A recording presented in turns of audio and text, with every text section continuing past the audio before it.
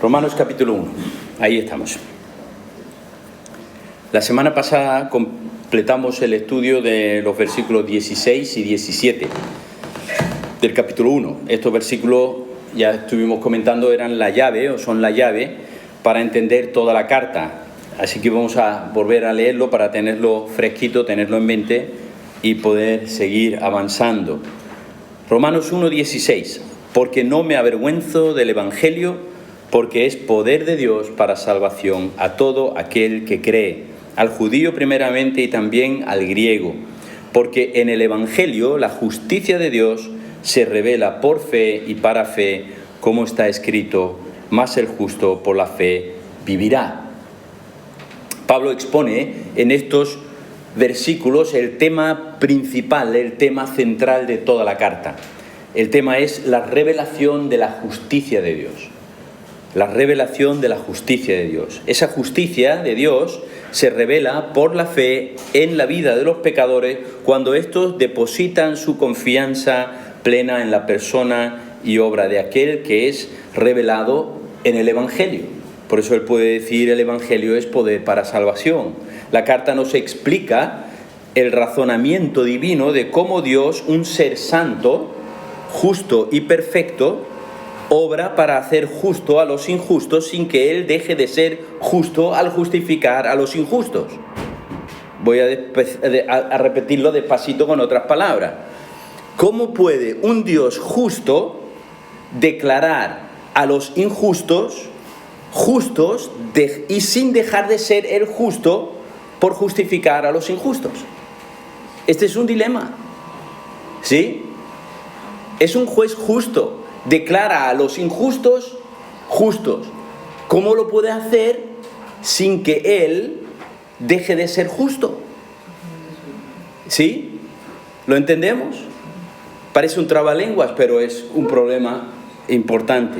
Este dilema, a Martín Lutero, ahora que estamos en el fin de semana donde celebra el 31 de octubre, se conmemora la Reforma protestante, Martín Lutero resolvió este dilema en su mente, en su corazón, cuando leyó la carta a los romanos y de forma especial Dios le abrió el entendimiento por medio del versículo 17. Ahora que acabamos esto de conmemorar esto de la Reforma, ¿verdad? La Reforma protestante, es muy importante tener esto de la historia en mente, porque fue precisamente el descubrimiento de la palabra de Dios que durante más de un milenio había estado secuestrada y apartada de la mente de las personas por la Iglesia de Roma, que lo prohibía que tuvieran Biblias y que fuesen escritas o traducidas a las lenguas del pueblo, nada más que se podía tener en latín. Pues entonces, claro, la palabra estaba secuestrada, nadie la tenía. Pero cuando llegó el momento y empezó la palabra a moverse, a ser distribuida en la lengua de los pueblos y las personas empezaron a leer, esa palabra transformó corazones. Y de forma especial la carta a los romanos es citada por muchos de los reformadores como el texto que cambió sus vidas, no solamente de Martín Lutero o Juan Calvino, sino de muchos otros reformadores que encontraron en la carta de Romanos esa puerta al nuevo nacimiento.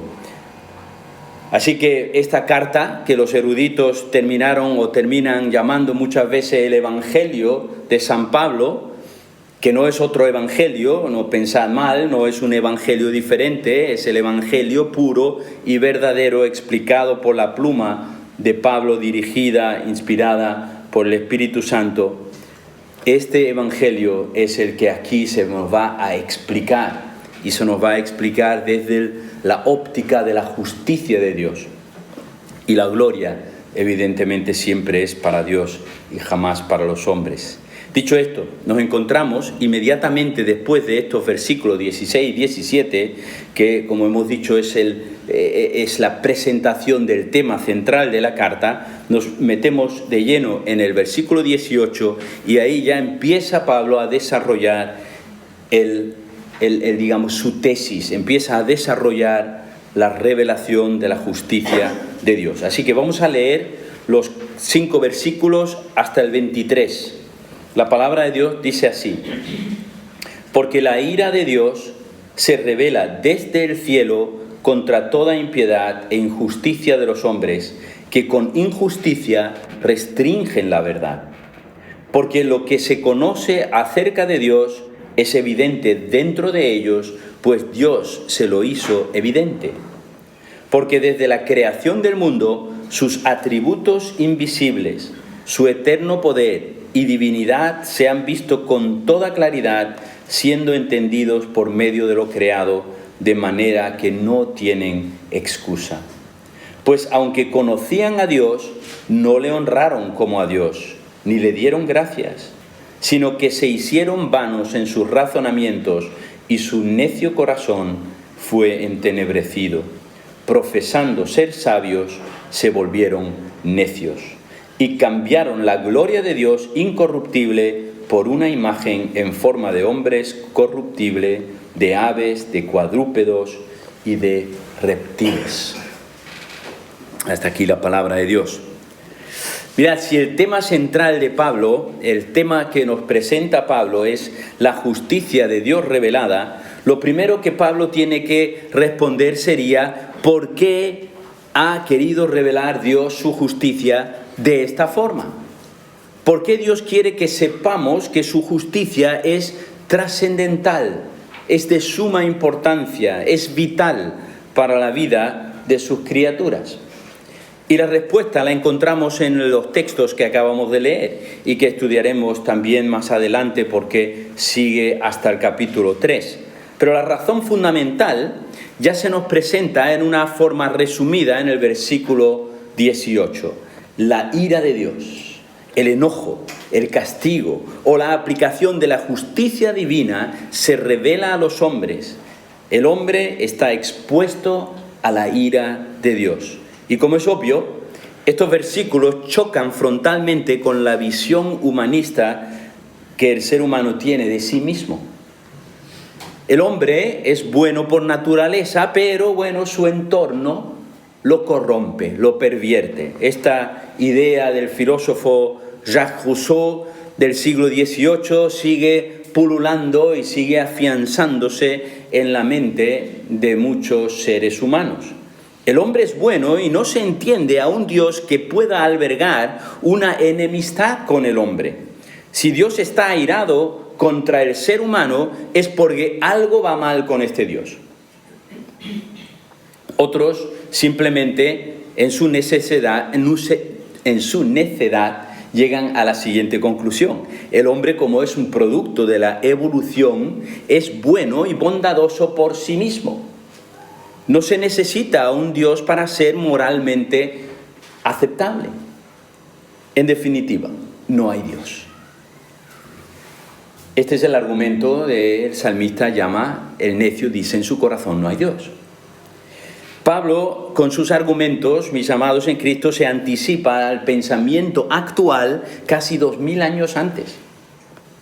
Él arranca su razonamiento para exponer la justicia de Dios, mostrando la realidad del corazón del hombre, mostrando la realidad de lo que es el ser humano en su estado caído, en su estado sin Dios y sin Cristo. Es el estado ruinoso del corazón del ser humano el que provoca, o mejor dicho, el que se ve confrontado de forma especial con la ira de Dios que se nos dice en el versículo 18.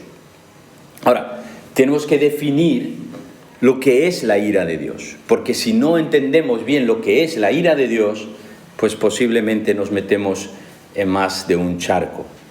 En primer lugar, tenemos que entender que la ira de Dios es uno de sus atributos, una de sus perfecciones. Y eso es una realidad que choca contra la visión que muchos, incluso llamados cristianos, se han hecho de Dios. Hay una tendencia general en las iglesias de pensar que Dios es amor y todo lo demás es como un anexo. Hay una tendencia a pensar de que, la salvación es universal y todos llegaremos al cielo.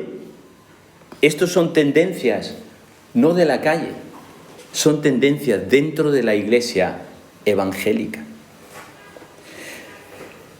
Hay muchos cristianos que se oponen sencillamente a reconocer que Dios es un Dios de ira. No lo reconocen la ira como un atributo de Dios. Y el argumento errado de estos hermanos es el que sigue. En Dios no puede haber contradicciones.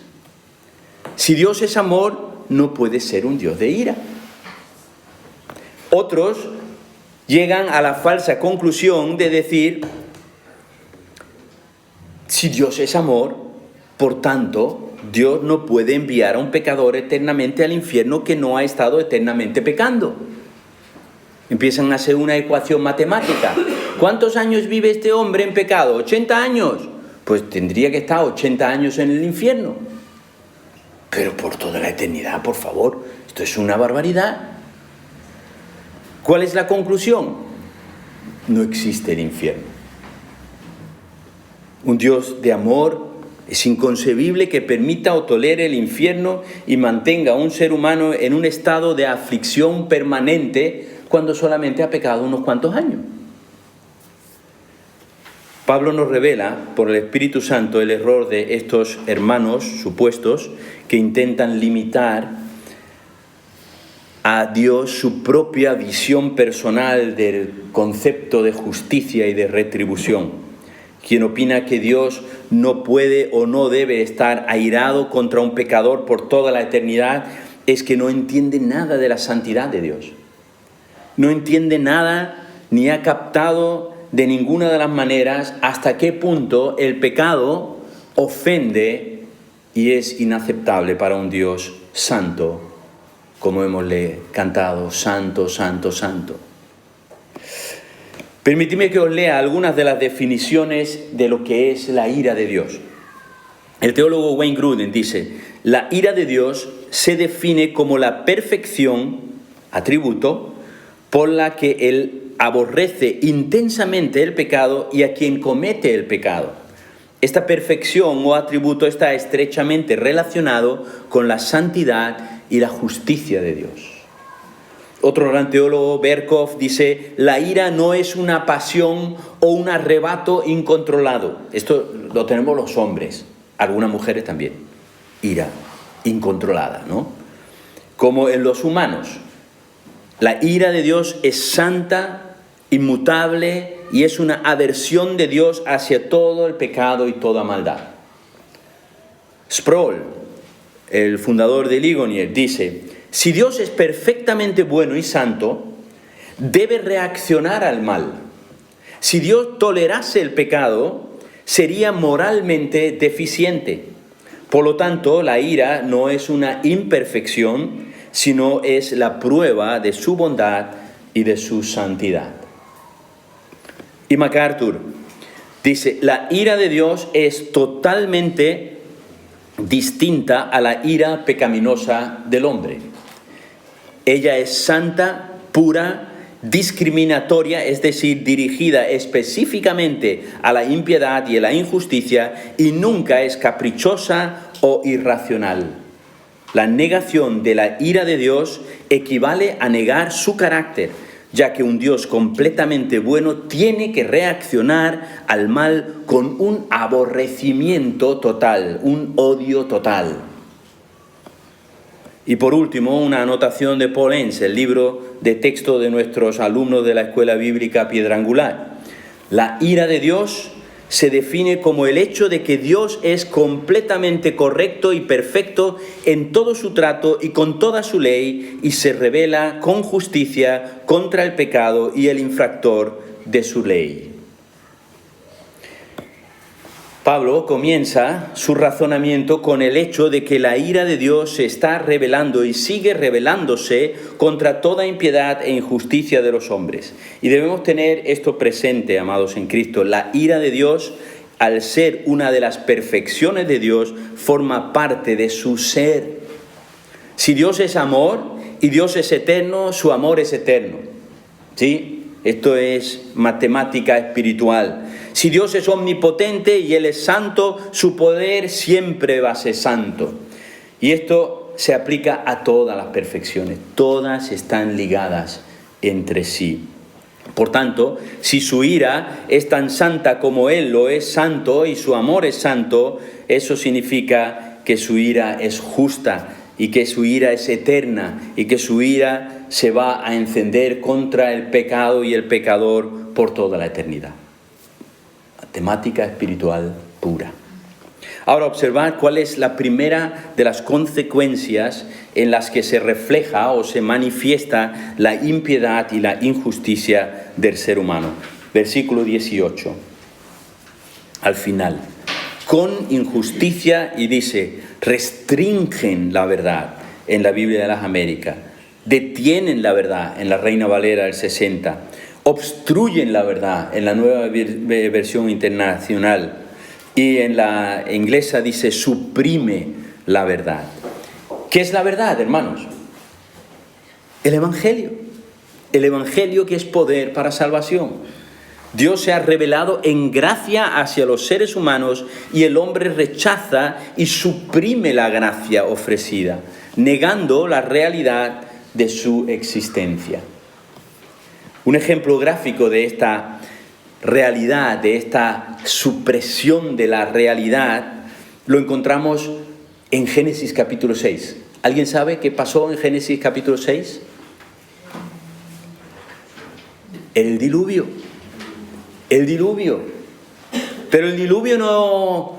Dios no llega a Noé y le dice, he hallado gracia a Noé. En gracia me gusta Noé. Por lo tanto voy a mandar el diluvio. No, ese es el relato.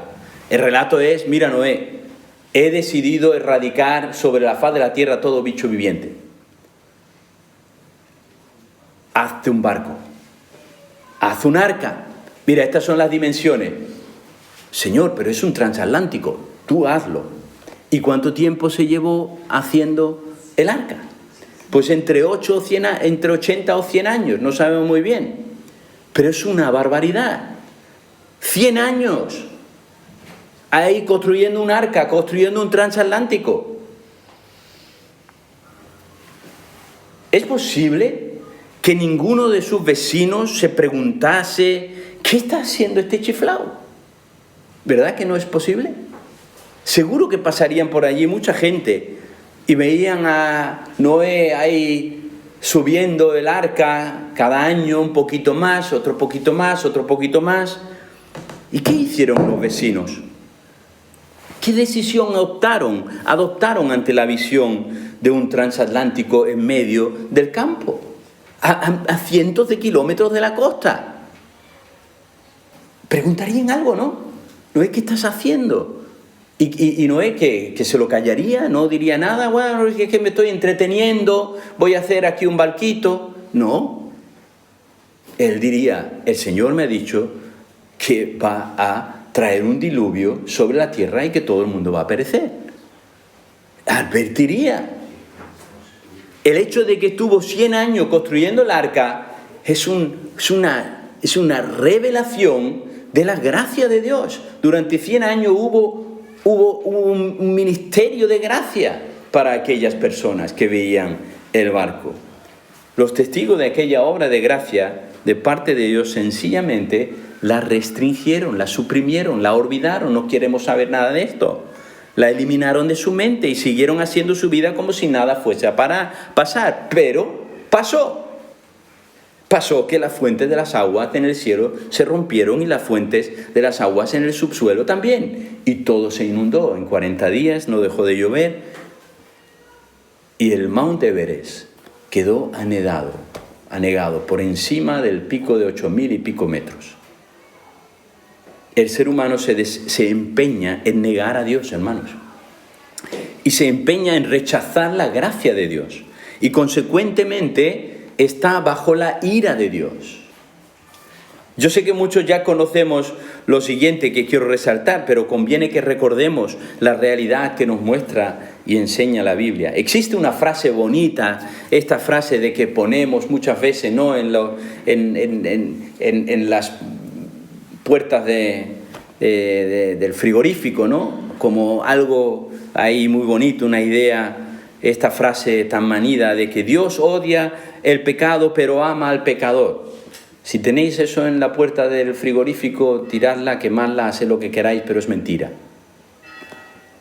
Dios está enojado con el pecado, pero nunca va a estar enojado con el pecador. Mentira. Hermanos, esto es mentira, y es una mentira peligrosa porque es una mentira que surge y circula en las iglesias llamadas evangélicas. A veces caemos en el error de pensar, bueno, si lo dice el pastor tal y cual, que tiene miles de seguidores, pues entonces algo de razón tendrá. No. Hay que probar a los espíritus y ver si realmente lo que dicen está conforme a la palabra de Dios.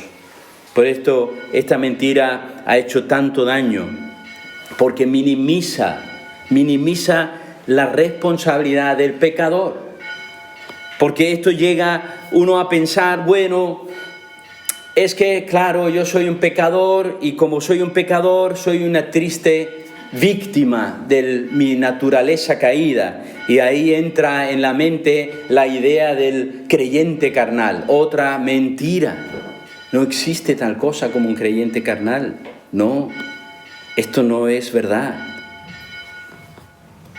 La palabra de Dios nos deja nítidamente claro lo que Dios opina del pecado y de los pecadores. Sé que esto no es nuevo para muchos de vosotros, pero quiero leer los dos textos para que lo tengamos presente. Salmo 5:5. Los insensatos no estarán delante de tus ojos. Aborreces, y la palabra aborreces es como odio profundo. Odias profundamente todos los que hacen iniquidad. Todo pecador. 11:5, Salmo. Jehová prueba al justo, pero al malo, al pecador y al que ama la violencia. Su alma los odia profundamente, aborrece. Otra vez la misma palabra. Y es importante que entendamos esto para que no caigamos en el error de pensar, bueno, somos víctimas del pecado y por lo tanto, bueno, yo voy a seguir haciendo mi vida y claro, como no puedo hacer otra cosa porque soy un pecador, pues por eso peco. No, perdonad, hermanos, eso no es lo que enseña la palabra. Ni existe tal cosa en la palabra. No hay excusa. Si tú y yo decimos que somos creyentes, pero no luchamos encarnecidamente contra el pecado, contra todos los pecados, los escandalosos y los que no son escandalosos, los llamados pecados respetables, entonces debes saber que Dios no tolera el pecado de ninguna de las formas. Si eres un verdadero hijo de Dios, nacido de nuevo, lleno del Espíritu Santo, y tú sigues persistiendo en el pecado, Dios va a encontrar la forma de disciplinarte para que vuelvas a Él. Mirad el ejemplo de David. Se llevó un tiempo sin saber que él, o sin tener presente, o sin querer pensar en su pecado con Betsabé y con el asesinato de su esposo. El Señor lo disciplinó, el niño murió. Por lo tanto, hermano, si tu estilo de vida, de pecado, es tal de que vas a seguir, hay dos opciones. O el Señor te va a disciplinar, y eso nunca es agradable, o a lo mejor no eres creyente, entonces no hay problema. Sigues en el infierno, que tampoco es ninguna broma. Así que, hermanos, cuidado con esto.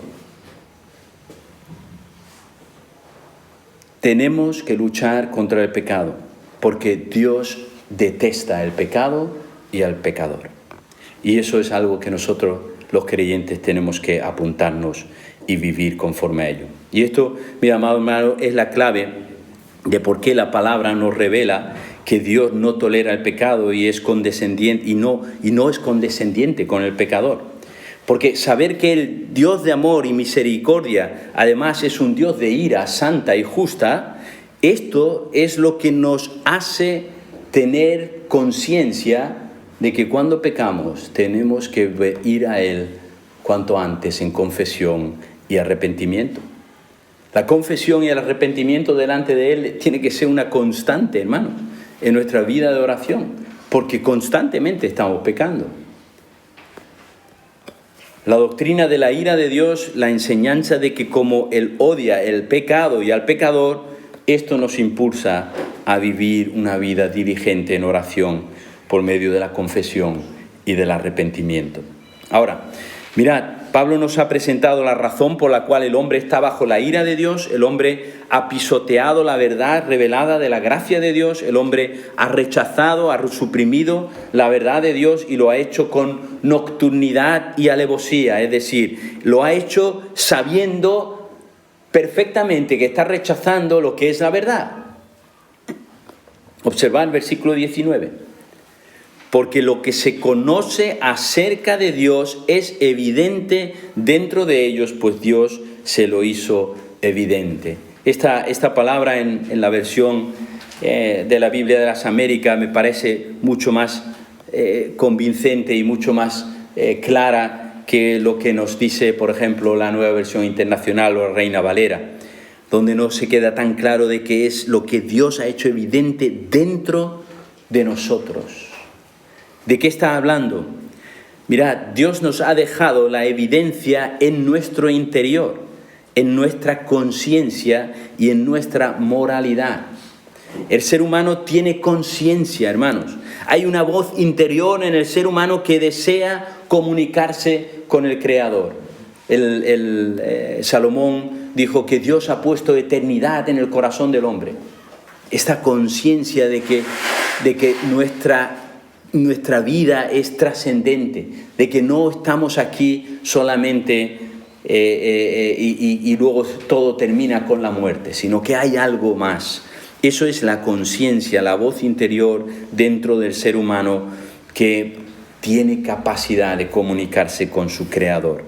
Pero además el ser humano distingue, conoce, sabe lo que es bueno y sabe lo que es malo. Hay una ley moral escrita en nuestros corazones, en nuestra conciencia, y esto forma parte de la imagen de Dios en el hombre. Y observad el versículo 20. Dice, porque desde la creación del mundo, sus atributos invisibles, su eterno poder y divinidad se han visto con toda claridad, siendo entendidos por medio ¿de qué? De lo creado, de manera que no tienen excusa. Así que tenemos los teólogos le llaman la revelación general, la conciencia, la moralidad y la creación. Esto habla de forma evidente y sin excusa de la realidad de un creador. Aquí Pablo nos presenta la creación misma como parte de esa revelación que Dios ha hecho de sí mismo, de tal manera que no tenemos excusa para decir, no, es que yo no sabía nada, yo no conocía a Dios, yo no tengo ni idea de que... No, perdona. Tienes la conciencia, tienes la ley moral, tienes la creación y todo apunta a un ser superior que es nuestro Creador. ¿Qué ha hecho el ser humano con esto?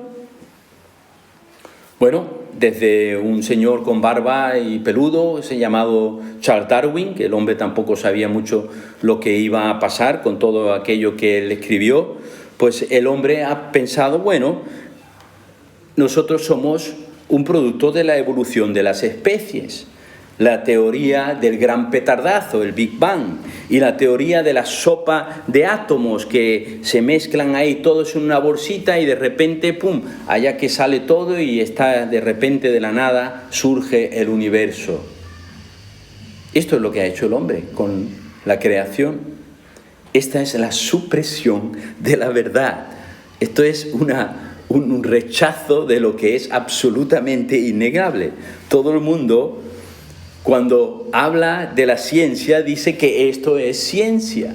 Estas teorías absurdas y bárbaras que uno no puede ni llegar a meter. Entonces, pues, lo dan por ciencia. ¿Por qué? Porque le ponen miles de millones de años. Bueno, si como nadie estaba allí, pues nadie sabe cómo fue esto. Por lo tanto, a los miles de años le puedes echar lo que quieras, ¿vale? Me acuerdo del ejemplo que ponía Luis Contreras, ¿no? Lo del relojito, ¿no? Si tú coges un reloj, lo desmontas todo y tienes ahí 200 piezas de un reloj, ¿no? Lo echas en una bolsita y ahora dices, bueno, con el tiempo saldrá un reloj, ¿no? Pues esto es lo que piensan y dicen que esto es ciencia. Metemos ahí todos los átomos que componen al ser humano y si le echamos miles de millones de años, pues todos esos atomitos, pues de repente vamos a tener a un ser humano que además piensa y además tiene conciencia y sabe lo que es bueno y es malo. Bueno, el que cree eso ha simplemente restringido, suprimido, rechazado por completo la verdad de lo que la creación misma nos revela. La última frase en el versículo 20 es la sentencia que implica la ira de Dios. No tienen excusa.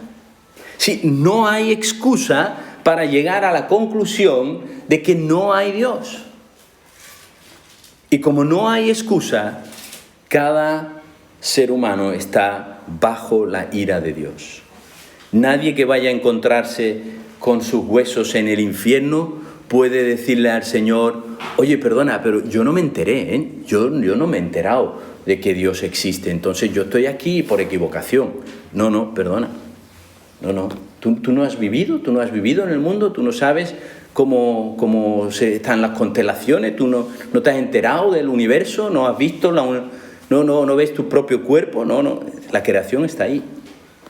Tu conciencia está ahí. Nadie puede decir, el que esté en el infierno, pedirle respuesta al Señor porque esté ahí por equivocación. Esto no es así. Ahora, mirad en el 21. El 21, Pablo nos revela la razón o el razonamiento humano que le lleva a endurecerse ante la verdad de Dios. Versículo 21. Aunque conocían a Dios, esto es el tema, aunque por la revelación tú puedes conocer a Dios, ellos dicen, no le honraron como a Dios, ni le dieron gracia. Y su necio corazón fue entenebrecido. Y antes dice, se hicieron vanos en sus razonamientos. Aquí encontramos la raíz al rechazo de Dios. ¿Cuál es la raíz? El orgullo. El orgullo. El ser humano desde el Edén se envanece y por su orgullo termina desobedeciendo la palabra de su Creador. La serpiente tentó a la mujer diciéndole, oh no, Dios sabe que si come no pasa nada, sino que seréis como Dios. Seréis como Él, conociendo el bien y el mal. Esta es la tentación que la serpiente le puso delante. La mujer cayó, pero el varón no fue menos. Él estaba allí, él estaba oyendo toda la conversación que la serpiente estaba llevando con la esposa y le faltó tiempo, ¿verdad?, para morder la fruta que se le ofreció. Por lo tanto, el orgullo los atrapó, el orgullo de ser como Dios. Y si nos damos cuenta, la palabra nos dice que Satanás pecó del mismo orgullo. La palabra nos enseña que Satanás fue el lucero del alba, fue un ángel creado con una singularidad especial, el ser quizás más hermoso creado jamás de toda la creación de Dios. Y esa hermosura lo llevó al orgullo, y el orgullo lo cegó y él pecó.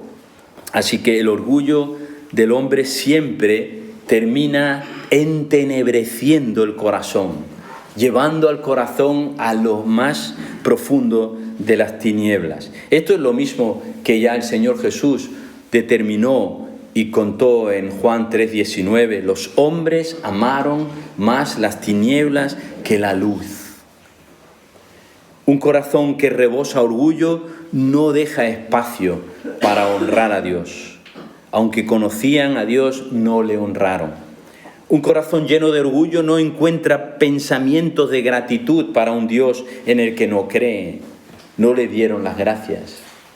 El orgullo envanece al ser humano de tal manera, y observad lo que dice Pablo en el versículo 22. Profesando ser sabios, creyéndose muy sabios, pensando que eran muy inteligentes. El corazón envanecido piensa de sí mismo como si fuera el ombligo del mundo. Pero la sabiduría humana no es más que necedad a los ojos de Dios. Ahora observad a dónde lleva la necedad basada en un corazón infectado por el orgullo, un corazón que vaga en las tinieblas. Un pecado que todos llevamos en nuestra ADN espiritual. Versículo 23. Cambiaron la gloria de Dios incorruptible por una imagen. El orgullo envanece, el orgullo nos mantiene en tinieblas, el orgullo exalta su propia honra, su propio yo. El orgullo busca la autocomplacencia y la gratitud para uno mismo. Y finalmente el orgullo termina en la idolatría. En la idolatría. ¿Por qué termina el hombre fabricándose sus propios ídolos? Porque los ídolos no son otra cosa que la extensión de la propia egolatría. Fabricamos un ídolo porque es una extensión de mí. Me voy a hacer un ídolo que me dé satisfacción a mí mismo. Voy a hacerme un Dios a quien yo pueda manipular por medio de mis obras y mis sacrificios y que yo mismo pueda decidir qué debo entregar. El ídolo no es otra cosa que una marioneta que puedo manejar a mi antojo y si me interesa lo cambio por otro. Esto es el razonamiento humano. Pero ¿cuál es el problema? Aunque el hombre se crea muy sabio, como vemos en el texto, y se crea muy inteligente y crea que él puede controlar aquello que ha elegido o fabricado, aquel ídolo, no se dan cuenta de que este mundo está gobernado por el príncipe de este mundo, el padre de toda mentira. Y aunque el hombre fabrique un ídolo y crea que lo puede controlar, la verdad es que al tiempo el ídolo gobierna a los hombres. Porque los ídolos los gobierna Satanás. Y pongamos lo que pasa en nuestra ciudad, porque nosotros somos los campeones de la idolatría. En Sevilla somos los campeones de la idolatría. Pocos conocen muy bien, o pocos conocen en absoluto, cómo surgió todo este movimiento de las cofradías y de las profesiones, que hoy miles veneran, lo vemos en Semana Santa, ¿no? Mirad, el registro de las primeras cofradías se remonta al siglo XIII, Edad Media. Las cofradías se fundaron como un órgano de beneficencia de las muchas parroquias que existían en Sevilla, y no en Sevilla solo, sino también en otras ciudades, ¿no? Entonces, las cofradías, desde la iglesia, eran órganos que ayudaban a los pobres, ayudaban a los enfermos, intentaban mitigar pues, las penurias que había en la ciudad en la Edad Media. Y no es hasta 300 años más tarde, ojo, hasta 300 años más tarde, cuando las cofradías empiezan, impulsados por los líderes religiosos de la iglesia, comienzan a sacar los ídolos a las calles y a exhibirlos a la vista de todo el pueblo. Estamos en el siglo XVI. Han pasado cerca de 300 años. ¿Qué estaba pasando siglo XVI en la Europa central? La Reforma Protestante. Siglo XVI. 1517. Lutero pega 95 tesis en la puerta de Wittenberg, en la catedral de Wittenberg. Y se dice que ahí se arranca la Reforma. Ya estaba arrancando un poco antes, pero bueno. La Reforma empieza en esa fecha. Hay una serie de años en los que la Iglesia Católica lucha con Lutero, lucha con los reformadores en los diferentes países en la Europa central. Y hasta el 1546, hasta el 63, la Iglesia Católica hace un movimiento y llama a un concilio a toda la Iglesia Católica. Es el Concilio de Trento, mitad del siglo XVI. A partir de ese concilio empiezan en Sevilla a salir los ídolos a la calle. Es una reacción a la Reforma, lo que conocemos como la Contrarreforma. ¿Qué era la Contrarreforma? Una serie de medidas que la Iglesia de Roma tomó para evitar que los feligreses se fueran. Entonces, uno de ellos era el marketing, vamos a sacar los ídolos a la calle. Antes no lo podían ver, ahora los ven una vez al año, salimos a la calle y los paseamos por toda la ciudad. siglo XVI, un acto de la Contrarreforma. Pablo menciona 3 tipos de ídolos, y con esto vamos a ir acabando. 3 tipos de ídolos. Él menciona el ídolo que es fabricado según un hombre corruptible. ¿Y a qué hace alusión, hermanos? Un hombre corruptible. Estamos en Roma. ¿A quién veneraban los romanos? A César. Entonces a César le ponían estatuas, lo ponían ahí en medio de los templos y había que adorar a César, un hombre corruptible. Pero no solamente a César era una estatua de un humano, de un hombre humano, sino que todos los dioses del panteón griego y del panteón romano, la correspondencia a los dioses griegos, pues estos también aparecían en figura humana y se veneraban a estos dioses, Zeus y Apolo y todos estos dioses que tenían, ¿verdad? Pues lo veneraban en una forma humana. Conocemos, por ejemplo, el caso de Éfeso, grande Diana de Éfeso, ¿no? Ahí se montó un pequeño, ¿verdad?, trifulca, ¿no? Porque se creían que estaban ofendiendo a la diosa Diana en Éfeso. Pues la diosa Diana era la figura de una mujer, y lo único que era diferente a una mujer normal es que tenía varios pechos. No tenía nada más que 2, tenía muchos, ¿vale? Porque era la diosa de la fertilidad. Entonces, bueno, pero eran figuras de personas humanas, ¿vale? Luego están los ídolos que dice aquí en forma de cuadrúpedos. Cuadrúpedos nos referimos a los toros, a los becerros y, bueno, ya conocemos lo que hicieron los judíos, ¿no? Cuando Moisés estaba en el monte y se tardaba. Pues haznos un Dios que podamos venerar. Y Aarón pues le hizo un becerro de oro. Pues esto está ahí, esto forma parte de la necedad del ser humano. Pero ya para rizar el rizo, pues dice, y también hicieron ídolos en forma de reptiles. Y esto viene mucho de la mitología egipcia, ¿no? Donde hay reptiles, cocodrilos y sapos y culebras que también forman parte de ese mundo de símbolos y de ídolos que eran venerados por los hombres. Crear un ídolo, venerar las imágenes fabricadas por la mano del ser humano es, por decirlo así, la expresión más completa de un corazón necio y entenebrecido. Vamos a concluir. Pablo comienza entonces su razonamiento para explicar y afianzar su tema central sobre la justicia de Dios. Y lo arranca mostrando la verdad de que ningún hombre tiene excusa delante de Dios. Nadie tiene excusa. Dios se ha revelado al ser humano por medio de la conciencia del hombre. Él se ha revelado al ser humano por medio de poner en su corazón leyes morales. Y Él se ha revelado por medio de la creación. Lo que vemos por fuera, lo que nosotros ya conocemos incluso de nuestro cuerpo. Esto lo dice Pablo hace 2000 años. Si ya aquellos hombres no tenían excusa, nosotros menos. ¿Por qué? Porque conocemos mucho más de las maravillas de la creación de Dios que ellos no podían conocer.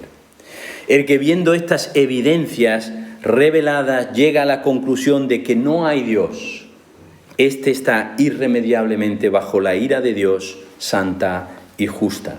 Nadie tiene excusa. El ser humano se condena a sí mismo al rechazar las evidencias claras y ciertísimas de las evidencias de un Dios creador. Ahora, nos podríamos hacer una pregunta. ¿Estas evidencias nos salvan? El hecho de creer en un Dios creador de cielo y tierra, ¿eso me salva, me garantiza la vida eterna al lado de Dios? No, para nada, en absoluto. Creer en Dios no te salva. Y uno puede decir, bueno, entonces esto es como tirarse un tiro en el pie, ¿no? ¿Qué situación, no? ¿Qué solución le damos a esto? Mira, Santiago nos dice algo muy claro y esto tenemos que tenerlo claro. 2:19, él dice, tú crees que Dios es uno o que Dios existe, ¿vale? Bien haces. También los demonios creen y tiemblan. Los demonios creen que hay un Dios, hombre, claro. Son muy conscientes de que son seres creados y de que están condenados por toda la eternidad. Mirad, hermanos, para ser salvos, para recibir el perdón de Dios y entrar a formarte de la familia de Dios y disfrutar de la vida eterna, se requiere creer en Dios y en el Hijo a quien Dios ha enviado, como el Señor mismo nos dice en Juan 17:3. Esta es la vida eterna, que te crean a ti y al Hijo a quien has enviado. Esta es la vida eterna. La justicia de Dios se revela por fe y para fe, dice los versículos 16 y 17. Pero no una fe cualquiera. Es la fe que Dios nos regala para creer en su amado Hijo, quien se dio en rescate por aquellos que han de creer en Él. Es la fe en el Evangelio de la gracia. Es la fe en aquel que dio su vida para darte a ti vida. Hay uno que pagó el precio de tu pecado y ese es Cristo Jesús. Es en Él solamente que tenemos garantizado la vida eterna. Él es el único mediador entre Dios y los hombres. Pero para ello hay un paso previo y esto es lo que sí apunta este texto que hemos leído. Esto sí lo podemos ver por medio de lo que Dios nos ha revelado en su creación, en la conciencia y en nuestras leyes morales escritas en nuestros corazones. Ese paso es el reconocer que hay un Dios que me busca. Y para reconocer a ese Dios, yo que soy pecador, tengo primero que reconocer que he pecado. Que he pecado contra ti y contra los hombres, dice David. Primero contra Dios y después contra los hombres. Entonces, cuando uno reconoce su pecado y cuando uno es consciente de que ante un Dios creador, su pecado no tiene posibilidad de ser, nada puedo yo aportar para ser redimido, para que pueda estar en paz con Dios, entonces es cuando estamos en el camino adecuado para entender el Evangelio de la gracia. Mientras tanto, no. Mientras tanto, mientras que tu corazón piense que tú estás en paz con Dios, que tú eres justo, que nada te atañe a ti porque, bueno, eres buena persona, mientras pase eso en tu corazón, tú no estás necesitando un Salvador. Esto es lo que dice el Señor. No ha venido a llamar a justos, sino a pecadores. Entonces, Él ha venido a salvar a pecadores.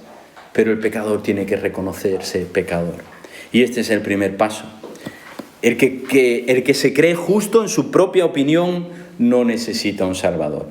Pero el que se reconoce pecador, ese es el que está en el camino adecuado para recibir el perdón de Dios por medio del sacrificio de su Hijo amado en la cruz. Y estas son las verdades que Pablo va a ir desarrollando a lo largo de la carta y que nosotros iremos estudiando, Dios mediante. Así que lo dejamos aquí y si alguien no puede esperar al próximo estudio y quiere saber ahora qué es lo que tiene que hacer para ser salvo, pues que me lo diga, que se lo podré explicar en la voluntad del Señor. Amén. Vamos a orar.